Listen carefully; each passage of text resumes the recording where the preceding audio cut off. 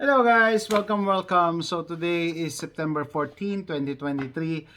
Gagawa lang ako ng maikling reaction video regarding sa nangyari kay Bulacan Governor Daniel Fernando, no? Doon sa hindi pa alam ko ano nangyari, search it up, available yan online.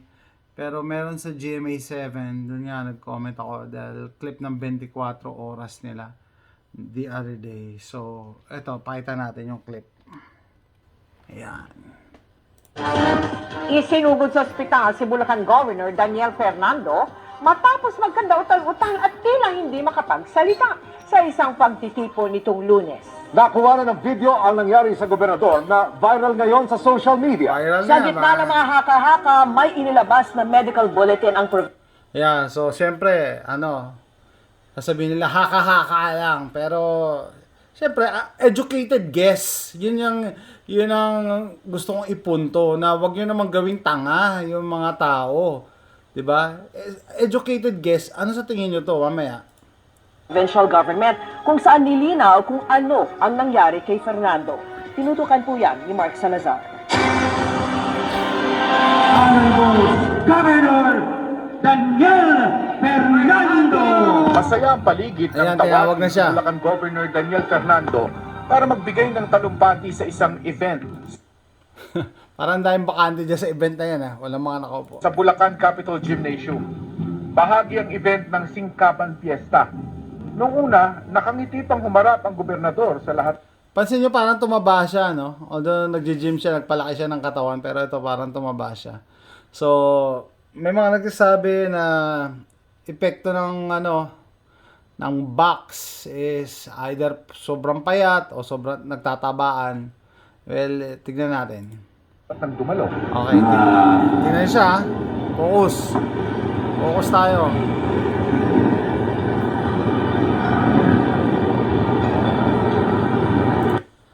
Meron siyang pag inobserbahan niyo yung reaction ng face niya, yung mind niya gumagana, pero ayaw gumana ng niya. Yung capability niya to talk, yung speech niya nawala. Nawala yung speech niya. May gusto siya sabihin, Pero tila hindi makapagsalita Hindi ng kaya. maayos ang gobernador.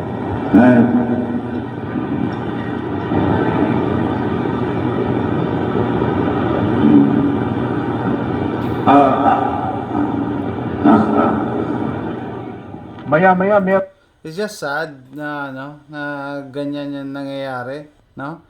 Ganyan nangyayari kasi hindi lang siya yung una, 'di ba? Yung iba nga nagtutumbahan pa eh.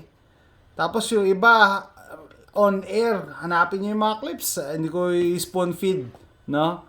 Yung iba nga on air, mga news reporter, ganyan din, nauutal. meron siyang sinesenyasan. Tapos sa US, yung matandang senator na ganyan din. Agad naman siyang nilapitan ni Vice Governor Alex Castro.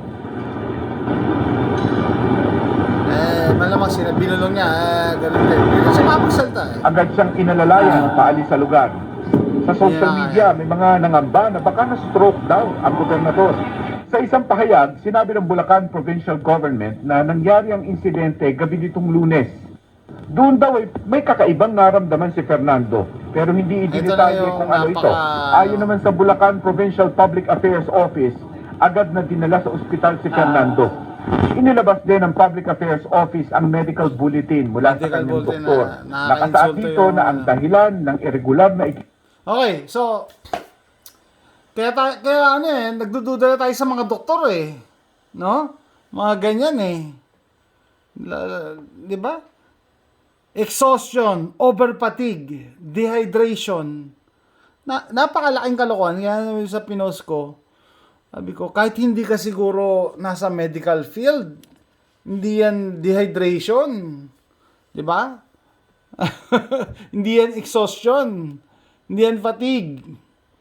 Kasi kung over-fatigue ka, hindi ka na makakalakad, bibit-biting ka dyan. Kung dehydration yan, hindi ka rin makakalakad, dry na dry ang skin mo, dry na dry ang bibig mo, hindi mo, ibang-iba. No? Doon sa ayaw maniwala, sige, tingin tayo. Symptoms of dehydration, dizziness, Sabi ko sa'yo, hindi siya makakalakad eh. Kung dehydrated ka, may hilo ka eh. Kailangan mo mag-akay sa'yo. Headache, tiredness, dry mouth, lips, and eyes. So, hindi yan dehydration. Kung pamilyado kayong tao, naalala nyo na yung baby nyo na na-dehydrate, di ba? Ganyan. Yan ang symptoms. Di ba? Hindi makakatayo yung toddler nyo or bata. Hihiga lang yan. Hindi yan makakapaglakad ng ganun. O, sabihin nyo naman over fatigue. O, chronic tiredness, sleeping. Inaantok ba siya? Headache, dizziness, nahihilo. May umakay ba sa kanya papunta ron? Kasi nahihilo na pala, attend pa ng event. Hindi. Sore aching muscle, muscle weakness, slowed reflexes and response. Hindi dyan sinasabi yung yung pagsasalita.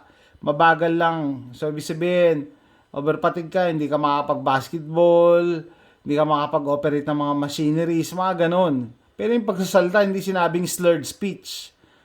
Impaired decision making and judgment. Moodiness, madaling magalit, irritability. Okay, so ano sa tingin nyo? Ano sa tingin nyo ang cause niyan? 'Di ba? Ano sa tingin nyo? Number 1 pusher pala to. Number 1 pusher pala to ng box. 'Di ba? Kita nyo, ibang-iba yung aura niya, yung picture, tsaka iba yung So, parang tumaba siya talaga siya ngayon. Tignan yung katawan niya dati. Anyway.